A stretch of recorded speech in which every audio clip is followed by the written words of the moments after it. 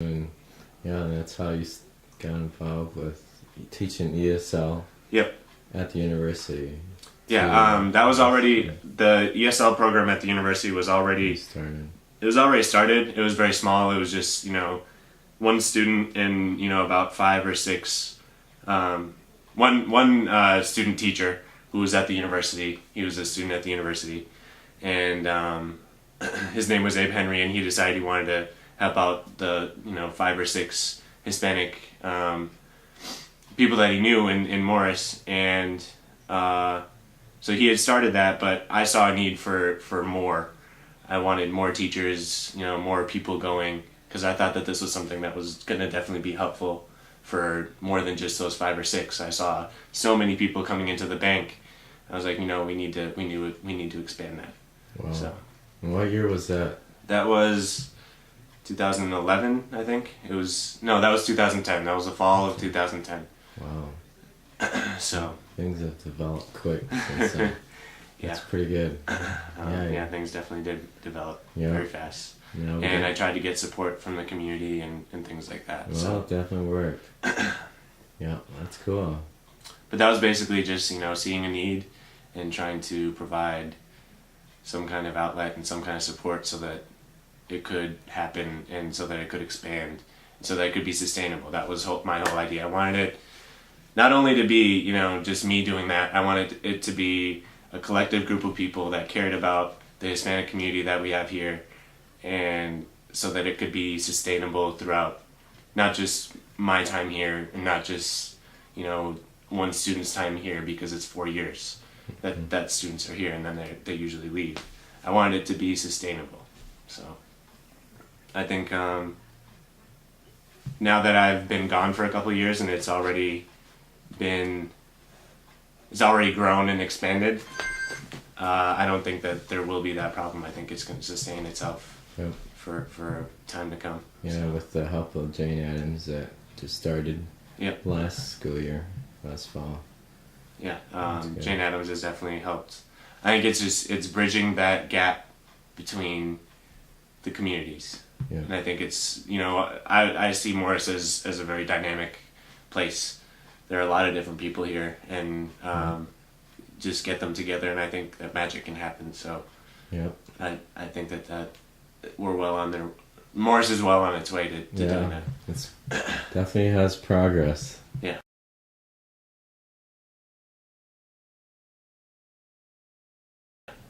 Over the years. Yeah. So that leads me to, with your Spanish background, why Mozambique? Why not a Latin Spanish-speaking country for Peace Corps? Well, for the Peace Corps, I didn't really have a choice. For the Peace Corps, you can give a preference, and I preferred obviously a Central or South American country to go to, just because I know Spanish, and I've worked with not only people from Mexico but people from other different cultures, and I understand. Because I was a Spanish major and I traveled and I've met a lot of people, I understand the culture. So I figured that would be a great place for me to go because I already have an advantage going down there. But when I went in for my Peace Corps interview, basically my interviewer was very honest and bleak in saying that they had a lot of budget cuts. They had a lot of people that were applying because of the bad economy. There were a lot of retirees with masters and PhDs that were also applying. So he was like, I don't have any openings for you now. You're a competitive candidate, but I can't really do anything for you right now. And I'll give you a call in March, and that means you'll leave next year around January. And that was this last January of 2012, so I wouldn't be leaving until January 2013. So that kind of put me back a little bit. I wanted to leave that summer. Wow. But he gave me a call 2 weeks later, and he said, I have this nomination for you. We got 30 spots that opened up, only 30, and I got you in on one of them. But here's the catch. It's a worldwide placement, so it can be anywhere the Peace Corps goes. And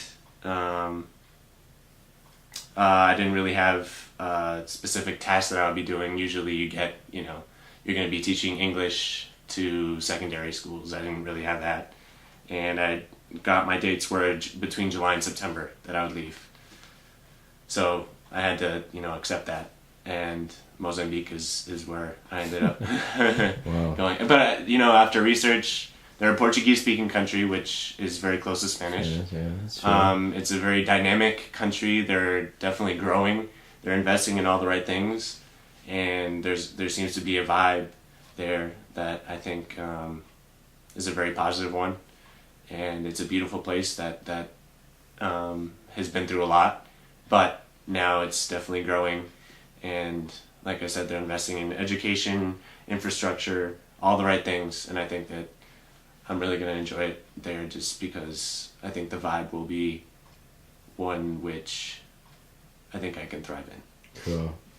Just like how you build Morris Vision to Community, then little step up from a small town, rural college, Yep. Morris, to a big country of Mozambique. Yeah, I think it'll be a different challenge, but I'm excited to get back to what I enjoy doing, because I took kind of like a 9-to-5 job,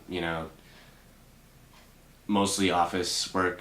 Not only office work. I mean, I got to go on shoots, but it was 70 hours a week, and I was working my butt off for something that I didn't care as much about as I did the Morris community. So I'm definitely excited to get back to working with people and teaching and being in that kind of community development role that I really enjoy being in. What is your job description with Peace Corps? With the Peace Corps, I'll be a secondary English teacher, so I'll be teaching English. I might be teaching health, just because AIDS and malaria are very prevalent there. And whatever secondary project I choose, I'll only be teaching formally for 25 hours a week. The rest of the time I'm supposed to get to know the community, bond with them, interact, and figure out a secondary project that I want to do. So we'll see what that is. What is the limit or time commitment there? It's 27 months, so it's 3 months training, and then it's 2 years at site. And then you can re-up for another year, and then another year, but that's the maximum is 4 years. Wow, that's going to be a long time. Yeah, so this is kind of my last days in the United States. So. Yeah.